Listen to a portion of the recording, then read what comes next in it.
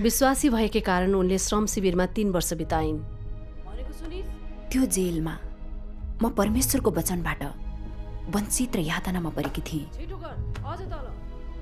र म कसरी जेलमा 3 वर्ष बिताउने छु मलाई थाहा थिएन। शिविर सुरक्षा कडा भए पनि परमेश्वरको आश्चर्यजनक प्रबन्धको कारण उनले उहाँको वचन लेखिएको नोट प्राप्त गरिन् र अरू सिस्टरहरूलाई दिने योजना बनाइन्। मैले सबैतिर सेक्युरिटी क्यामेरा देखेँ र म चिन्ताले विचलित भएँ। यदि मबारे पत्ता लाग्यो भने सबै खत्तम हुने थियो। उनले कठिनाइहरू पार गर्न कसरी परमेश्वरमा भरोसा गरिन् र परमेश्वरको वचनले पीडादायी र अन्धकारका दिनहरूमा उनलाई कसरी डोर्यायो। मैले परमेश्वरका वचनहरूबारे ज्ञान पाएँ। परमेश्वरले जे गर्नुहुन्छ त्यो वचनहरूलाई विश्वासमा, प्रेम र जीवनमा परिवर्तन गर्नु हो।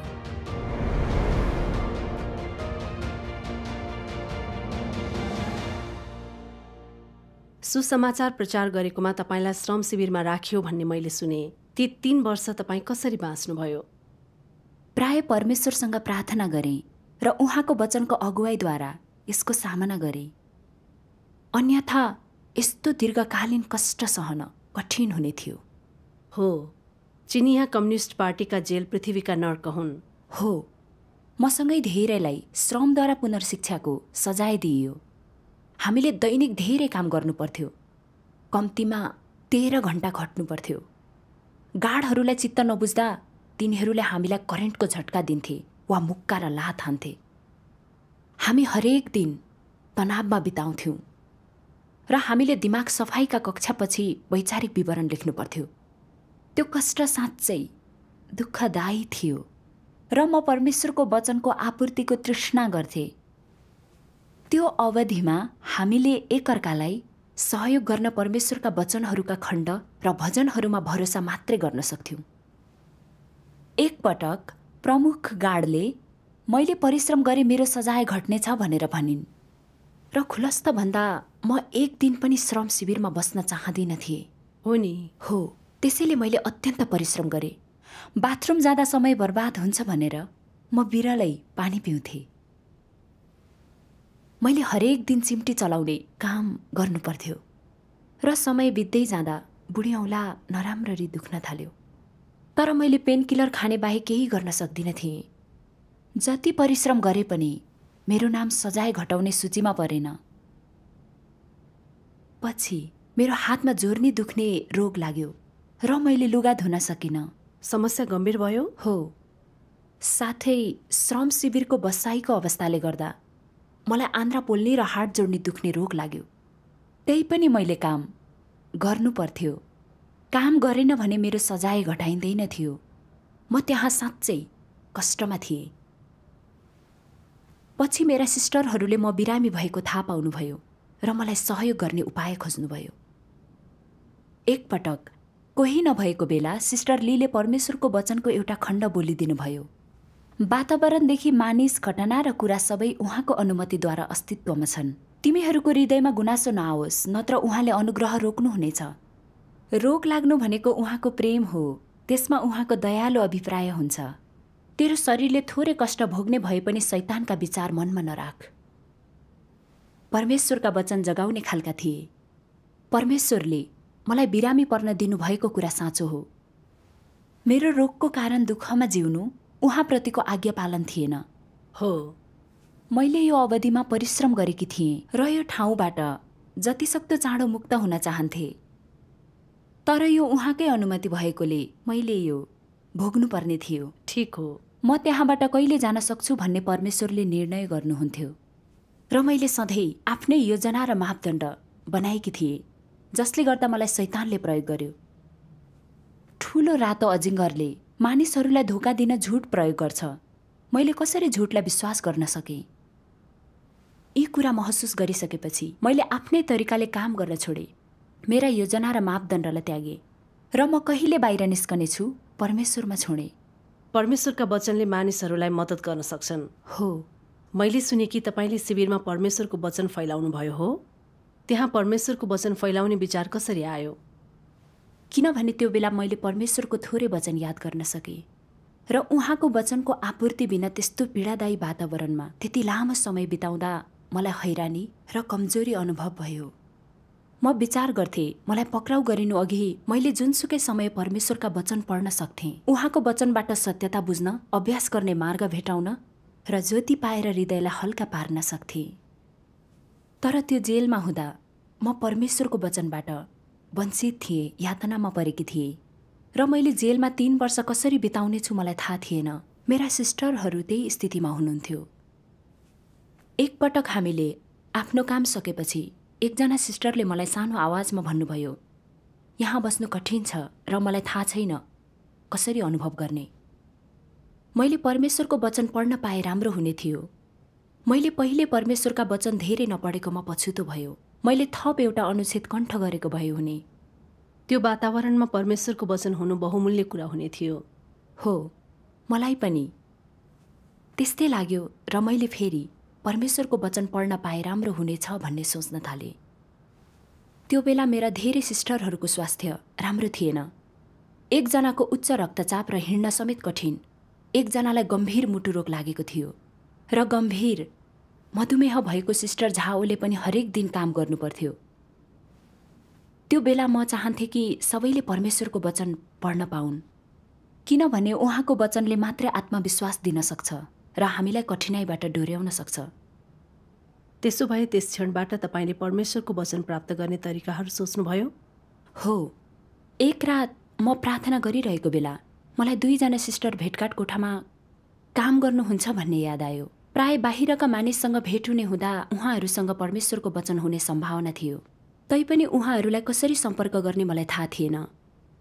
अनपेक्षित रूपमा केही समयपछि परमेश्वरले मेरो लागि बाटो खोलिदिनुभयो। एक दिन गार्ड प्रमुख म कहाँ आएर मलाई केयरटेकर बन्ने भनेर सोध्यो। केयरटेकर? गार्डको सेवा गर्ने केयरटेकर। तिनीहरूको लुगा धुने, खाना बनाउने, कोठा सफा गर्ने र अरू फोहोरी काम केयरटेकरले गर्छ। त्यो नीच काम जस्तो लाग्छ। ठिक हो, त्यसैले सुरुमा मलाई त्यो काम गर्न मन लागेन, किनभने त्यो थकाउने किसिमको काम थियो। विशेष गरी गार्डहरूको सेवा गर्दा राम्रो नगरे तिनीहरूले हप्काउँछन्। हो। एकपटक एकजना सिस्टरले मलाई नराम्रो मनस्थितिमा देखेर मसँग यसबारेमा कुरा गर्नुभयो। उहाँले भन्नुभयो, परमेश्वरका असल अभिप्राय हुन्छन्, त्यसैले तपाईँले उहाँको इच्छाको खोजी गर्नुपर्छ। उहाँको कुरा सुनेपछि मैले सोचेँ ठिक कुरा हो, किन मैले परमेश्वरको इच्छा छोडेर मेरै भावनाको विचार गरिरहेकी छु। केयरटेकर भए भने मैले भेटघाट कोठाका सिस्टरहरूलाई भेट्ने मौका पाउन सक्छु। के यो परमेश्वरले खोलिदिनु भएको मार्ग होइन? केयरटेकरको रूपमा म स्वतन्त्र रूपमा आउने जानेछु। सिस्टरहरूले सङ्गति गर्दा म ढाकछोप गर्न सक्छु र समस्याहरू आए गार्डहरूसँग कुरा गर्न सक्छु। यो राम्रो होइन? हो। साथै मेरो युनिटका 200 कैदीहरूमध्ये 4 जनालाई मात्र केयरटेकर छनौट गरिन सकिन्थ्यो। यो परमेश्वरले गर्नुभएको सुन्दर बन्दोबस्त थियो। हो, त्यसो भए तपाईँ यो काम गर्ने सहमत हुनुभयो। तर मैले भेटघाट कोठाका 2 जना सिस्टरलाई सम्पर्क गर्नु पहिले हामीले परमेश्वरको वचन प्राप्त गर्यौं। एक रात म ढल्किरहेको बेला एकजना जवान सिस्टरले घुँडा टेकेर मेरो कानमा दाजुभाइ दिदीबहिनीहरूले पठाउनु भएको पत्र आफूले कार्यस्थलमा राखेको बताउनु भयो। त्यो रात म खुसीले सुत्नै सकिनँ। तपाईँ हर्षित हुनुहुन्थ्यो? हो। भोलि बिहान म कार्यस्थलमा आएपछि जवान सिस्टरले कसैले नदेख्ने गरी पत्र निकाल्नुभयो।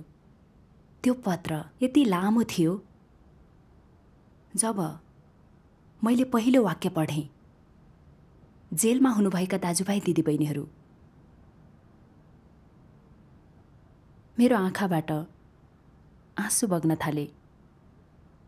यी शब्दहरू अत्यन्तै हृदयस्पर्शी थिए। हो। मैले आँखाबाट आँसु पुछ्दै पढेँ।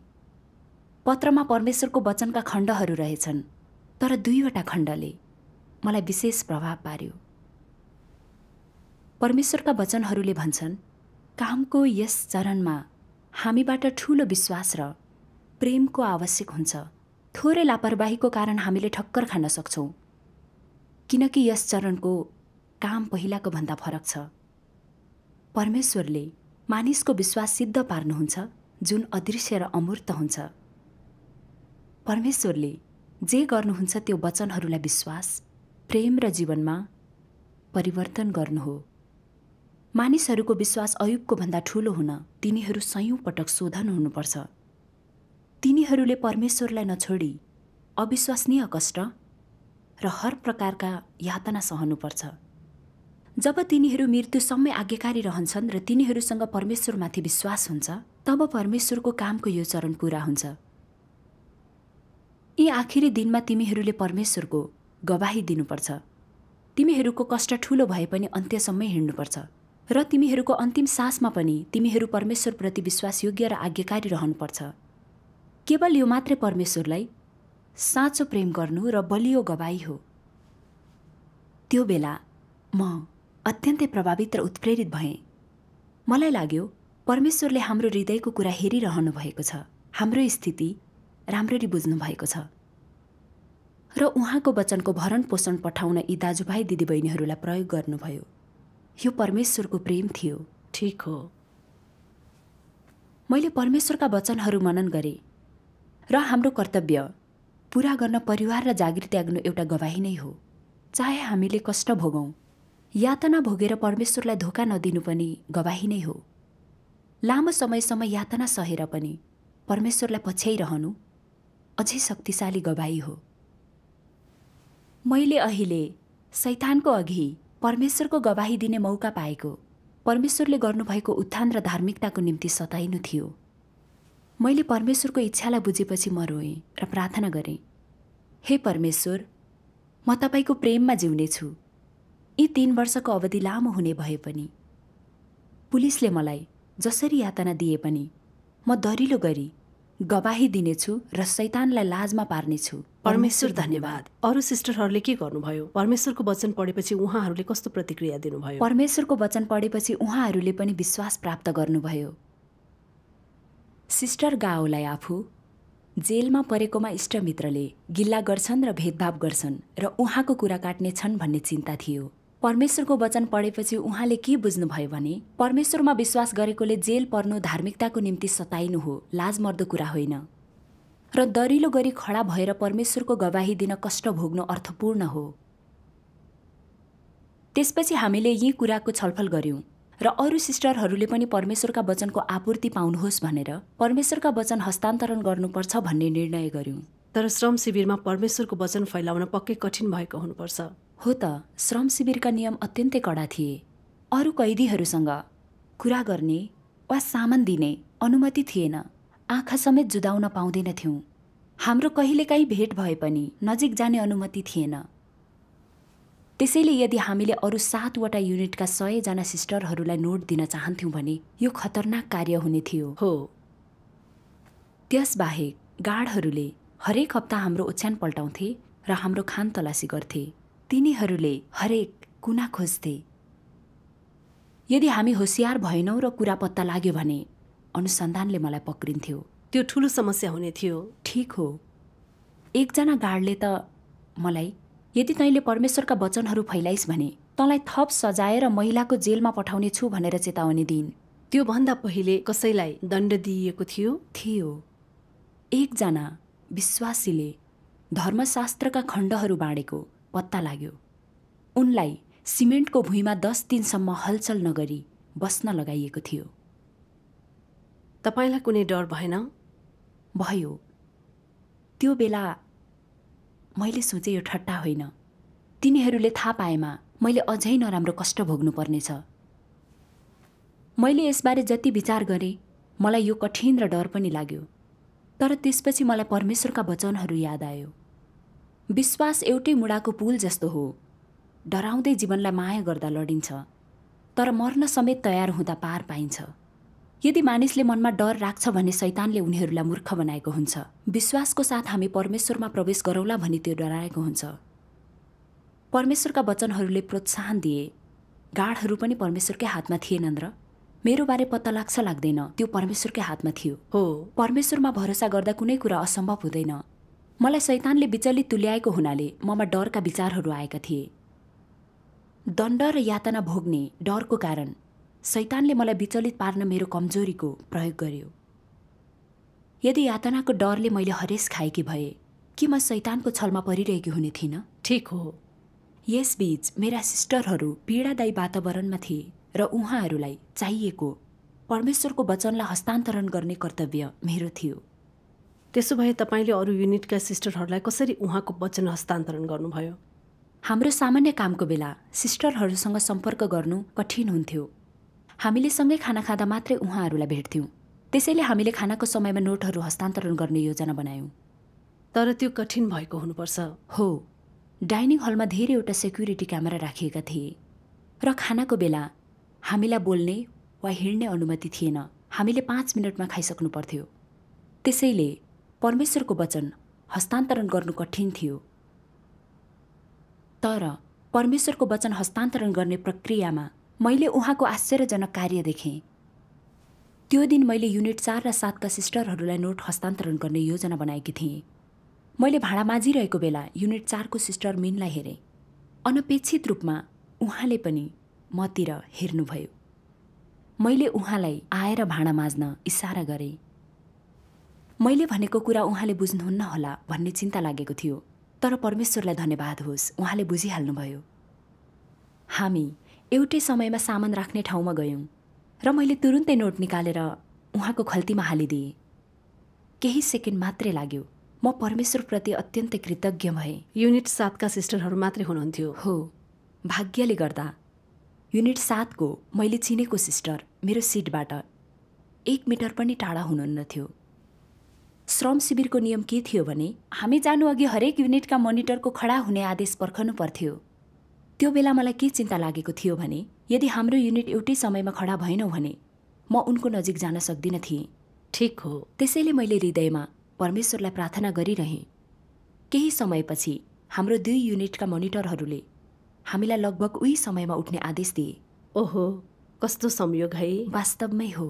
म उठेपछि मैले तुरुन्तै सिस्टरको हातमा नोट राखिदिएँ। यो आँखा झिमिक्क गर्दा भयो र गार्डलाई थाहै भएन। परमेश्वर धन्यवाद। परमेश्वर धन्यवाद। मेरा सिस्टरहरूको सहयोगले अरू युनिटका सिस्टरहरूले पनि परमेश्वरको वचन पाउनुभयो। मैले त्यति सजिलै परमेश्वरको वचन हस्तान्तरण गर्न सक्छु भनेर सोचेकै थिइनँ। मैले साँच्चै परमेश्वरको निम्ति केही कठिन छैन भन्ने देखेँ। उहाँको वचन हस्तान्तरण गर्ने यो प्रक्रियाद्वारा सिस्टरहरूले उहाँप्रतिको थप विश्वास प्राप्त गर्नुभयो। तपाईँहरूले परमेश्वरको कार्य देख्नुभयो? हो।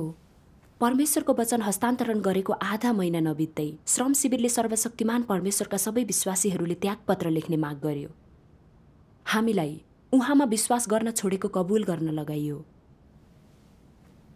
पहिले सिस्टरहरूले परमेश्वरको वचन पढ्नु भएकोले परमेश्वरको गवाही दिने विश्वास थियो। शैतानको बहकाउमा नपर्न हामीले एकअर्कालाई सङ्केत र प्रोत्साहन दियौँ। अहिले हेर्दा परमेश्वरको वचन ठिक समयमा आएको भन्ने लाग्छ। हो, तर 1 हप्तापछि त्यागपत्र नलेख्ने अरू युनिटका सिस्टरहरूको बारेमा मैले सुने। कतिलाई यातना दिइयो, कतिलाई सानो खोरमा राखियो र कतिलाई थप जेल सजाय दिइयो। त्यो अवधिमा श्रम शिविरको वातावरण पहिलेभन्दा अत्याचारी थियो। सधैँ आतंकको आभास हुन्थ्यो, मानव भयानक घटना कुनै पनि बेला घट्नेछ। यो अनिश्चितताको डर थियो। हो, यो वातावरणको अन्त्य कहिले हुनेछ वा हामीलाई यातना दिन गार्डहरूले के गर्नेछन् भन्ने थाहा नभएकोले यस्तो भएको थियो। ठिक हो। त्यसैले त्यो बेला सबैजना निराश हुनुहुन्थ्यो। हामीले निरन्तर मार्ग खुला गर्न परमेश्वरलाई अनुरोध मात्रै गर्न सक्थ्यौँ। त्यो बेला सबै सिस्टरहरूले यो दृष्टिकोण राख्नु भएको थियो, जे भए पनि हामीले विश्वास त्यागको पत्र लेख्नु हुँदैन र परमेश्वरको गवाही दिनुपर्छ। हामी हाम्रा गार्डसँग गतिरोधमा बसेको 2 दिन भइसकेको थियो। त्यसपछि उनका विधिहरूले काम नगरेको देखेर तिनीहरूले सम्झौता गरे। उनका आदेशहरूलाई पालना गर्न उनले हामीलाई जेसुकै लेख्न अनुमति दिइन्। परमेश्वरले हाम्रो लागि मार्ग खोल्नु भएको थाहा थियो र उहाँप्रति कृतज्ञ थियौँ। परमेश्वर धन्यवाद। ती 3 वर्षमा तपाईँले एकपटकभन्दा बढी परमेश्वरको वचन फैलाउनु भयो, होइन? हो, हामीले पहिलो पटक परमेश्वरको थोरै वचन प्राप्त गरेका थियौँ। त्यसैले हाम्रो हृदय फेरि परमेश्वरको वचनप्रति भोकायो। एकपटक भेटघाटको दिनमा मैले अरू मानिसहरूको परिवारका सदस्यहरू जेलमा भेट्न आएको देखेँ। मलाई मेरा वृद्ध बुबा आमाको याद आयो। त्यो अवधिमा म प्रायःजसो मेरो घरका यादहरू सम्झने गर्थेँ र समय बित्दै जाँदा त्यसले मलाई निराश बनायो। जब एउटै कोठामा बस्ने सिस्टरले मेरो नकारात्मक स्थिति देख्नुभयो, उहाँले मेरो कानमा परमेश्वरको वचनको एउटा खण्ड सुनाउनुभयो। मानिसको भाग्य परमेश्वरको हातमा हुन्छ, तैँले आफूलाई नियन्त्रण गर्न सक्दैनस्। मानिसले सधैँ आफ्नै लागि दौडधुप गरे पनि उसले आफूलाई नियन्त्रण गर्न सक्दैन। यदि तैँले आफ्नै भविष्य जान्न र नियन्त्रण गर्न सक्थिस् भने के त अझै सृष्टि गरिएको प्राणी हुने थिस्? संक्षेपमा, परमेश्वरले जसरी काम गर्नु भए पनि सब मानिसको निम्ति हो। उदाहरणको लागि स्वर्ग, पृथ्वी र मानिसको लागि परमेश्वरले सृष्टि गर्नुभएका सबै थो। उहाँले मानिसको निम्ति बनाउनु भएको चन्द्र, सूर्य अनि ताराहरू, जनावरहरू र वनस्पति, वसन्त, ग्रीष्म, शरद तथा शिशिर ऋतु इत्यादि सबै मानिसको खातिर नै बनाइएका हुन्। मैले परमेश्वरका वचनहरू मनन गरेँ। त्यसपछि सबैको भवितव्य परमेश्वरकै हातमा हुन्छ भन्ने बुझेँ। त्यसैले मेरो परिवारको हालखबर उहाँको बन्दोबस्तमा निर्भर थियो। मैले मेरो परिवारलाई परमेश्वरको हातमा समर्पित गरेँ भने मैले चिन्ता लिनु पर्दैन थियो। हो, परमेश्वरको वचनले मलाई नकारात्मक हुन छोड्न सहयोग गर्यो र मलाई सामर्थ्य दियो। र मैले हामी परमेश्वरको वचनको अगुवाई बिना रहन सक्दैनौँ भन्ने थाहा पाएँ। त्यसैले मैले परमेश्वरसँग प्रार्थना गरेँ र उहाँको थप वचन पाउन अनि भविष्यमा आइपर्ने कुरामा अगुवाई गर्न अनुरोध गरेँ। त्यसपछि मलाई भेटघाट कोठाका 2 जना सिस्टरहरूका बारेमा याद आयो। यदि मैले उहाँहरूलाई सम्पर्क गर्न सकेँ भने मलाई परमेश्वरको थप वचन प्राप्त हुन सक्थ्यो।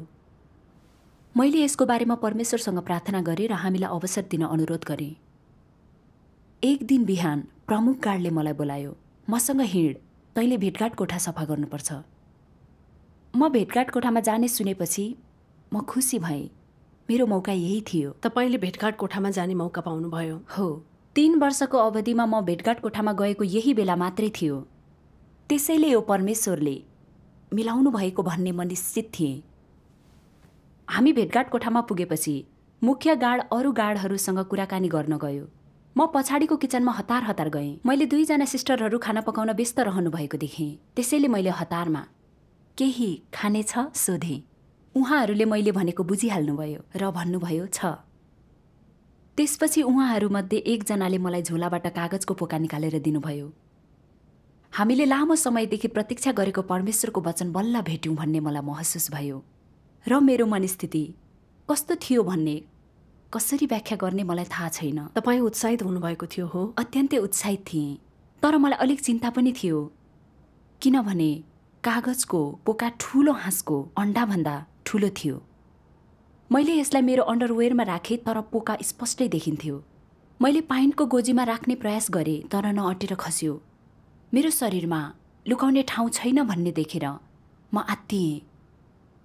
मैले सबैतिर सेक्युरिटी क्यामेरा राखिएको देखेँ र म चिन्ताले विचलित भएँ। यदि म बारे पत्ता लागे खत्तम हुने थियो। यसका परिणामहरू भयानक हुने थियो। तर त्यही बेला मैले सोचेँ, मैले यो मौका गुमाएँ भने मैले परमेश्वरको वचन पाउने मौका भेटाउँदिनँ।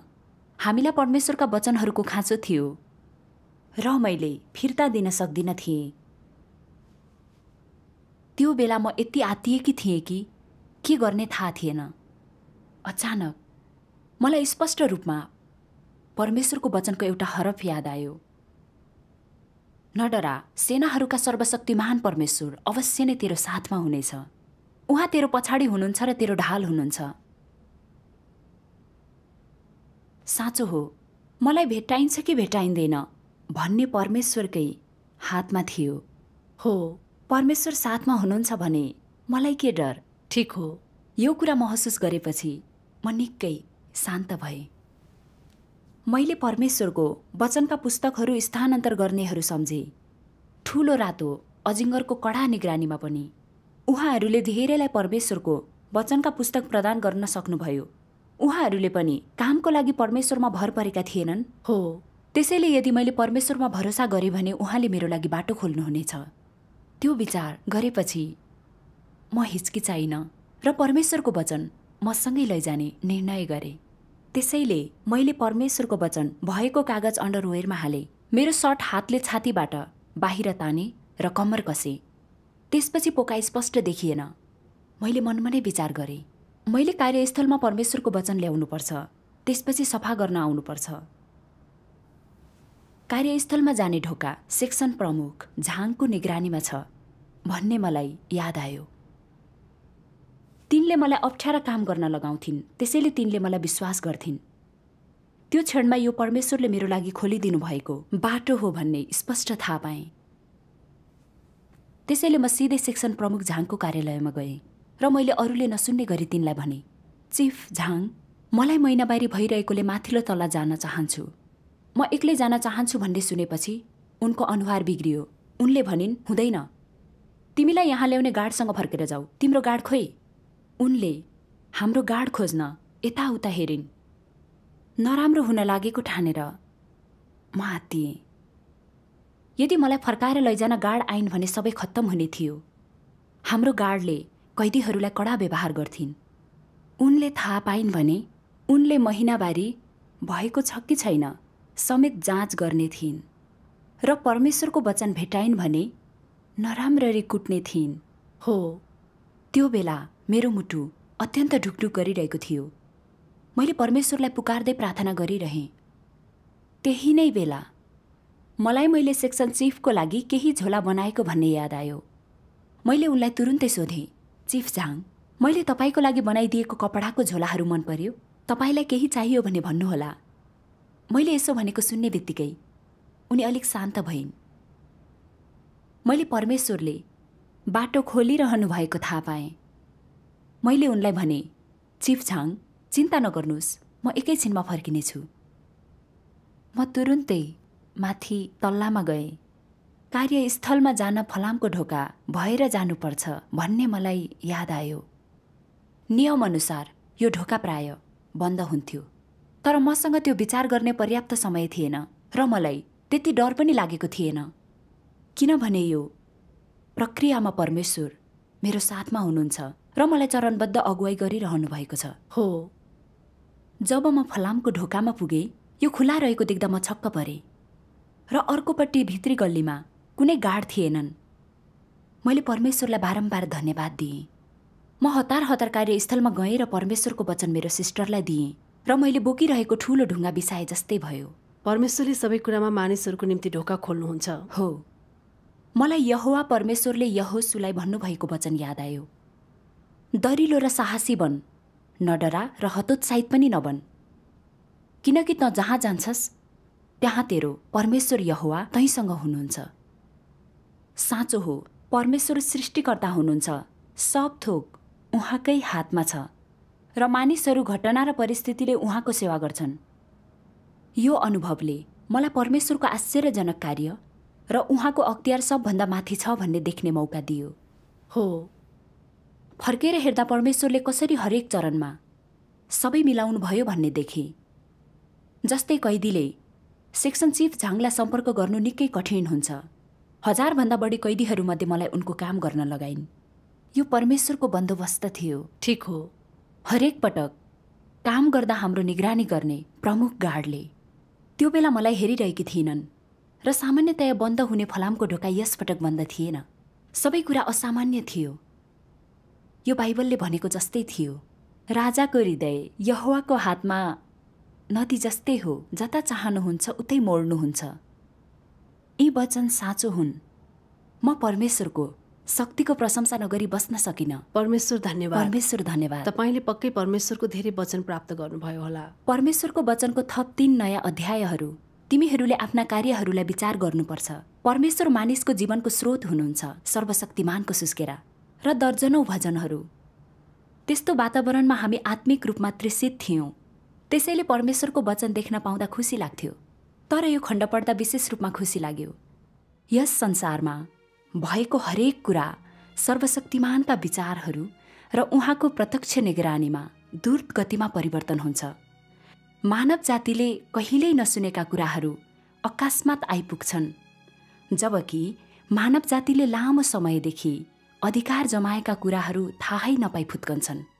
सर्वशक्तिमानको स्थान विशेषका बारेमा कसैले पनि बुझ्न सक्दैन। सर्वशक्तिमानको जीवन शक्तिको सर्वश्रेष्ठता र महानता जो कोहीले बुझ्ने कुरा त परै जाओस्, उहाँ यो अर्थमा सर्वश्रेष्ठ हुनुहुन्छ कि मानवले बुझ्न नसक्ने कुरा उहाँले बुझ्नुहुन्छ। उहाँ यस अर्थमा महान हुनुहुन्छ कि मानव जातिद्वारा त्यागिनु भए तापनि उहाँले अझै मानव जातिलाई मुक्ति दिनुहुन्छ। उहाँलाई जीवन र मृत्युको अर्थ थाहा छ र त्यसका अतिरिक्त उहाँले सृष्टि गर्नुभएको मानव जातिले पालना गर्नुपर्ने अस्तित्वका नियमहरू उहाँलाई थाहा छ। उहाँ मानव अस्तित्वको आधार हुनुहुन्छ र उहाँ नै उद्धारक हुनुहुन्छ, जसले मानव जातिको फेरि पुनरुत्थान गर्नुहुन्छ। उहाँले खुसी हृदयलाई दुखित पार्नुहुन्छ र दुखित हृदयलाई खुसी दिएर उठाउनुहुन्छ, सबै आफ्नो कार्यको खातिर र आफ्नो योजनाको खातिर।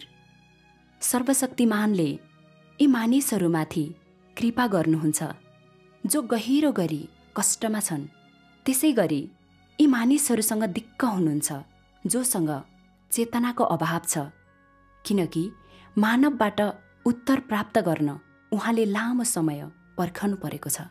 उहाँले खोज्न चाहनुहुन्छ, तेरो हृदय र तेरो आत्मा खोज्न चाहनुहुन्छ, तेरो लागि पानी र खाना ल्याउन र तँलाई बिउझाउन चाहनुहुन्छ, ताकि तँ अब उपरान्त तिर्खाउन र भोकाउन नपरोस्। जब तँ थाक्छस् र जब तैँले यो संसारको निराशाजनक वैराग्यपनका केही कुरा महसुस गर्न थाल्छस्, तब तँ हताश नबन, नरु। सर्वशक्तिमान परमेश्वर रखवालाले जुनसुकै बखत पनि तेरो आगमनलाई स्वीकार्नुहुनेछ। उहाँले तेरो नजिकैबाट रखवाली गर्दै हुनुहुन्छ, त फर्किने प्रतीक्षा गर्दै हुनुहुन्छ। उहाँ तेरो स्मृति अकस्मात फर्किने दिनको प्रतीक्षा गर्दै हुनुहुन्छ, जुन दिन तैँले तँ परमेश्वरबाट आइस। तैँले कुनै अज्ञात समयमा आफ्नो दिशा गुमाइस, कुनै एक अज्ञात समयमा तैँले बाटोमा चेतना गुमाइस र कुनै अज्ञात समयमा एक पिता प्राप्त गरिस भन्ने कुरा महसुस गर्छस्। यसका अतिरिक्त जुन दिन तैँले सर्वशक्तिमानले तेरो फिर्तीको लागि धेरै धेरै लामो समयदेखि त्यहाँ पर्खँदै सधैँ रखवाली गर्दै आउनुभएको छ भन्ने कुरा महसुस गर्छस्, बिना कुनै उत्तर तेरो प्रत्युत्तरको प्रतीक्षा गर्दै उहाँले पूरा व्यग्र इच्छाको साथ रखवाली गर्दै आउनुभएको छ। उहाँको रखवाली र प्रतीक्षा अमूल्य छन् र ती मानव हृदय र मानव आत्माका खातिर हुन्। सायद ती रखवाली र प्रतीक्षा असीमित छन् र सायद ती समाप्तिमा आएका छन्, तर तेरो हृदय र तेरो आत्मा अहिले ठ्याक्कै कहाँ छन् भन्ने कुरा तैँले जान्नु पर्दछ। परमेश्वरका वचनहरू पढेपछि धेरै सिस्टरहरूले आँसु झार्नुभयो। हामीले परमेश्वरका वचनहरूमा मानव जातिको निम्ति उहाँको प्रेम र कृपा देख्यौँ। परमेश्वरले मात्रै हाम्रो भविष्य र गन्तव्यबारे चिन्ता लिनुहुन्छ। अरू कोसँग त्यस्तो महान प्रेम छ? ठिक भन्नुभयो। यसपछि तपाईँले पक्कै अरूहरूलाई उहाँका वचनहरू हस्तान्तरण गर्ने सोच्नुभयो होला, होइन? हो, मैले बिरामी भएकी सिस्टरलाई दिने मौका खोजेँ। उहाँको अवस्था खराब थियो, तर परमेश्वरका वचनबाट परमेश्वरको इच्छा बुझ्नुभयो र कष्टको बेला गुनासो गरे त्यसले परमेश्वरको हृदयमा चोट पर्छ भन्ने थाहा पाउनुभयो। उहाँले आफ्ना कार्यप्रति पछुतो गर्नुभयो र बिरामी हुँदा परमेश्वरको इच्छा खोजी गर्ने र गवाही बन्ने आशा गर्नुभयो। उहाँको वचनको आपूर्तिबाट सबैले प्रोत्साहन पाउनुभयो। हो, मेरो हृदय पनि छोएको थियो, विशेष गरी यो खण्ड पढ्दा। तँ यस संसारमा रुँदै आएको क्षणदेखि नै तैँले आफ्नो कर्तव्य पूरा गर्न थाल्छस्। परमेश्वरको योजना र उहाँको विधिको लागि तैँले आफ्नो भूमिका खेल्छस् र तैँले आफ्नो जीवन यात्रा सुरुवात गर्छस्। तेरो पृष्ठभूमि जस्तोसुकै होस् र तेरो अगाडि जस्तोसुकै यात्रा भए तापनि स्वर्गको व्यवस्थापन र प्रबन्धबाट कोही पनि उम्कन सक्दैन, अनि तिनीहरूको गन्तव्य आफ्नै बसमा हुँदैन। किनकि सबै थोकमाथि शासन गर्नुहुने उहाँ मात्र यस्तो कार्य गर्न सक्षम हुनुहुन्छ। मानिस अस्तित्वमा आएको दिनदेखि नै ब्रह्माण्डलाई व्यवस्थापन गरेर सबै थोक परिवर्तन हुने नियमहरू र तिनीहरूका चालहरूको मार्गचित्र निर्देशन गर्दै परमेश्वरले काम गर्नुभएको छ। सबै थोकहरूलाई जस्तै मानिसलाई पनि परमेश्वरबाट आएको मिठासपन, झरी र शीतले गुपचुप र अन्जान रूपमा पोषण दिन्छ। सबै थोकहरू जस्तै मानिस अन्जान रूपमा नै परमेश्वरको बाहुलीको व्यवस्थापनको मातहतमा जिउँछ। मानिसको हृदय र आत्मा परमेश्वरको हातमा हुन्छ। उसको जीवनको सबै थोकमा परमेश्वरले नजर राख्नुहुन्छ। तैँले यस कुरालाई विश्वास गर वा नगर, चाहे त्यो सजीव वा निर्जीव होस्, कुनै पनि थोक र सबै थोक परमेश्वरको विचार अनुसार सर्छन्, परिवर्तन हुन्छन्, नवीकरण हुन्छन् र लोभ हुन्छन्। परमेश्वरले यसरी सबै थोकमाथि शासन गर्नुहुन्छ। मैले परमेश्वरको वचन मनन गर्दा आँसु रोक्न सकिनँ। मलाई मेरो परिवारले छोराहरू चाहनु भएको कुरा अनि भेदभाव सहँदै हुर्केको याद आयो। त्यसपछि म असफल विवाहहरूबाट गुज्रेकी थिएँ र आत्महत्या गर्ने प्रयास गरेकी थिएँ। मैले सोचेँ, मानव जाति मध्य परमेश्वरले घर आउन मलाई चुन्नुभयो। मलाई अहिले उहाँको कारणले म बाँचेकी हुँ भन्ने थाहा भयो। उहाँले मलाई एउटा आज्ञा दिनुभएको छ र मसँग जीवनको एउटा लक्ष्य र निर्वाह गर्नुपर्ने भूमिका छ। हो, मैले सुसमाचार प्रचार गर्न परिवारलाई त्यागेँ। मलाई श्रम शिविरमा कैद गरियो र म केयरटेकर बने। यो सबै परमेश्वरले दिनुभयो। मैले यहाँ परमेश्वरको वचन फैलाउने मौका पाएकी छु र म सिस्टरहरूलाई सहयोग गर्न सक्छु। परमेश्वरले मलाई यो बोझ दिनुभएको छ र यो मेरो लक्ष्य हो। मैले यी कुराबारे विचार गर्दा हृदयमा न्यानो महसुस भयो। मैले सर्वशक्तिमान परमेश्वरलाई पछ्याउन सक्नु, सृष्टि गरिएको प्राणीको कर्तव्य पूरा गर्न सक्नु, परमेश्वरका आश्चर्यजनक कार्य देख्न सक्नु भाग्य हो भन्ने सोचे। म साँच्चै आशिषित थिएँ। हो, परमेश्वर मेरो साथमा हुनुहुन्छ भन्ने मलाई थाहा थियो। उहाँ मेरो भाग्यको सार्वभौम हुनुहुन्छ। मैले अरू के माग्नु पर्थ्यो? जब मैले यो विचार गरेँ, मलाई श्रम शिविर कठिन छ भन्ने लागेन र एक्लो महसुस पनि भएन। परमेश्वर धन्यवाद। परमेश्वरको प्रेमबाट प्रेरित भएर हामीले उहाँको इच्छाबारे सँगै सङ्गति गर्यौँ। हामीले गहन कृतज्ञताको अनुभव गर्यौँ र परमेश्वरको लागि गवाही हुने हाम्रो सङ्कल्प बढ्दै गयो। त्यसपछि हामीले तुरुन्तै परमेश्वरको वचन सार्यौँ। अरू सिस्टरहरूका लागि? हो, मेरो हलको काम सिस्टरहरूलाई पहरा दिन प्रयोग गरेँ ताकि उहाँहरूले परमेश्वरको वचन आधारातसम्म सार्न सक्नुहोस्। मसँग काम गर्ने कैदीले वास्ता गर्दैनथिन्, केही नदेखेको जस्तो गर्थिन्।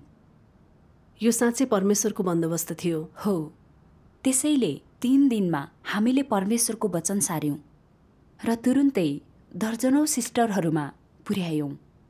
ती दिनहरूमा सिस्टरहरूले परमेश्वरको वचन बाँड्ने र सङ्गति गर्ने क्रममा एकअर्कालाई प्रोत्साहन दियौँ र परमेश्वरको लागि गवाही बन्ने थप विश्वास प्राप्त गर्यौँ।